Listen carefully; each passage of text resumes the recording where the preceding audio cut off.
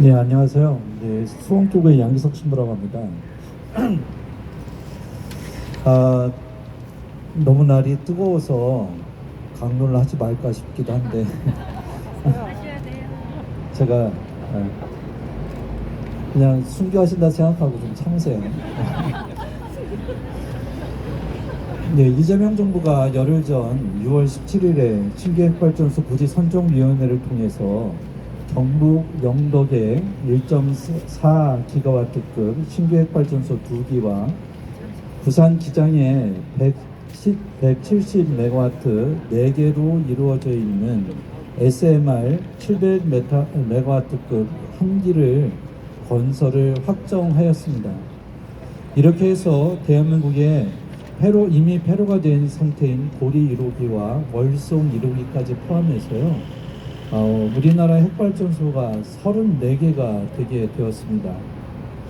미국 쓰리마일 핵발전소 사고와 소련 체르노빌 사고, 그리고 일본 후쿠시마 핵발전소 사고를 통해서요, 핵발전소 사고의 위험성과 사용 후 핵연료인 고준위 핵폐기물의 관리 문제는 인류가 가진 기술로는 감당할 수 없다는 사실을 확인한 바 있습니다. 그럼에도 불구하고 이재명 정부는 기후위기에 대응하는 무탄소 전원이라는 명분과 반도체 산업단지와 AI 데이터 센터에 필요한 전력 수급을 위해서는 어쩔 수 없다는 입장을 밝히고 있습니다. 영덕 신규핵발전소는 2038년까지, 기장의 SMR은 2035년까지 건설하겠다고 계획을 발표했습니다. 그런데 이러한 계획에서부터 우리는 한 가지 의문을 가질 수밖에 없습니다.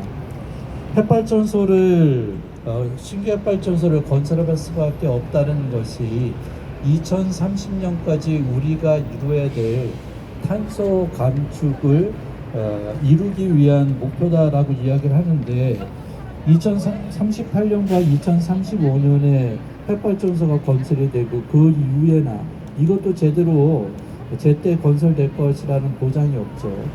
과거의 핵발전소들을 놓고 보면 이것보다 훨씬 더 많은 시간이 걸릴 것이 자명합니다. 그런데도 불구하고 계속해서 기후위기 탓을 하고 있습니다. 연간 수백억 톤의 온배수를 배출해서 주변 해수온도 상승을 포함해서 지구온난화에 악영향을 주고 있는 것이 핵발전소의 본질이기도 합니다. 핵발전소 건설이 가능한 부지를 우리나라 정부는 법으로 임해 지역, 바다 근처의 연안 지역으로 정하고 있습니다. 핵발전소는 이렇게 부지 선정부터 위험성과 여러 이유로 수도권과 내륙 대도시로부터 멀리 떨어진 곳에 자리를 잡아 대규모 송전솔로 건설이 불가피한 상황을 만들고 합니다.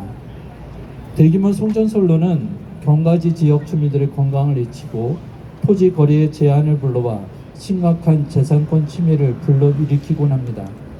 기존 핵발전소에서 배출되고 있는 사용 후 핵연료인 고준위 핵폐기물에 연구 처분장이 없는 상황에서 신규 핵발전소 추가 건설은 고준위 핵폐기물 처리 문제를 더 어렵게 만들 뿐입니다.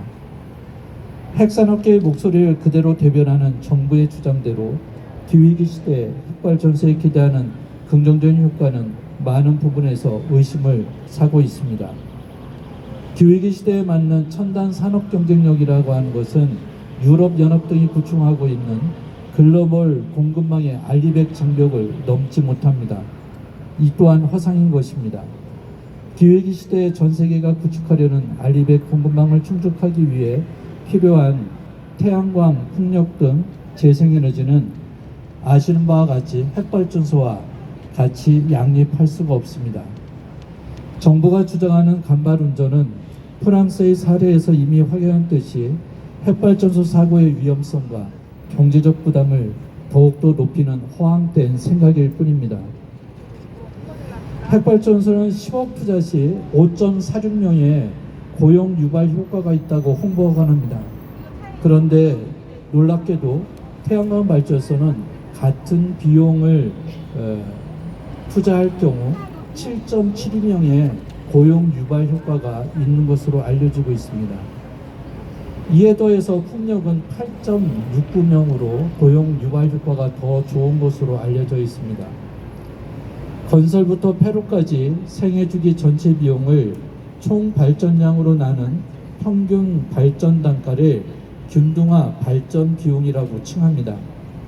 초기 투자 비용, 운전, 유지비, 연료비, 폐로 비용을 포함하여 발전원별 정제성을 비교할 때 가장 널리 사용하는 지표입니다.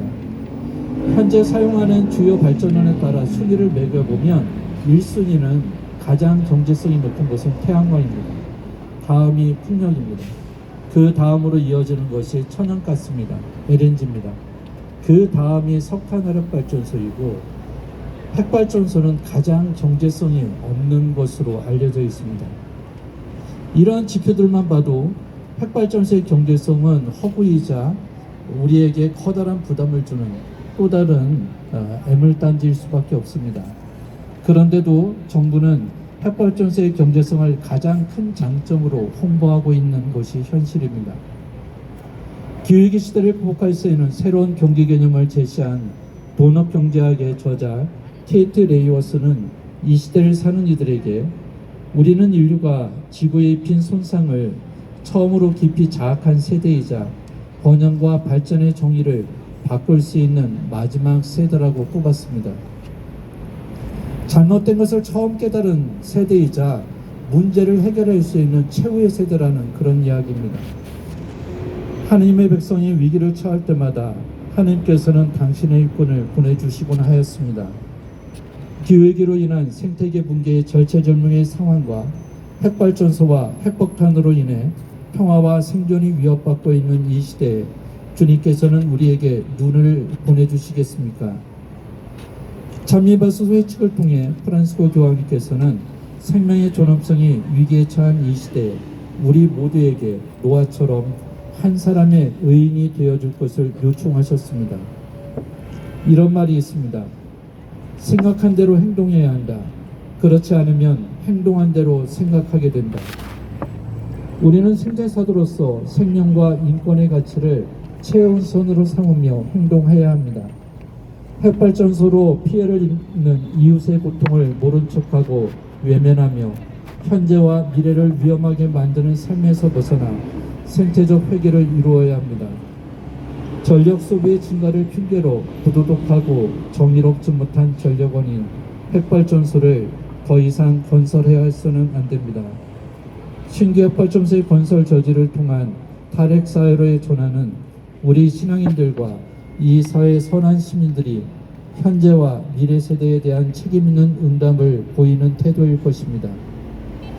지속가능한 생명 중심의 사회로 나아가기 위해서 이 탈핵의 길에 생명의 권이신 하나님의 도우심 안에 함께해 주시길 바랍니다. 한 분 한 분이 생태사도로서 이 자리에 함께해 주시기를 청합니다. 감사합니다.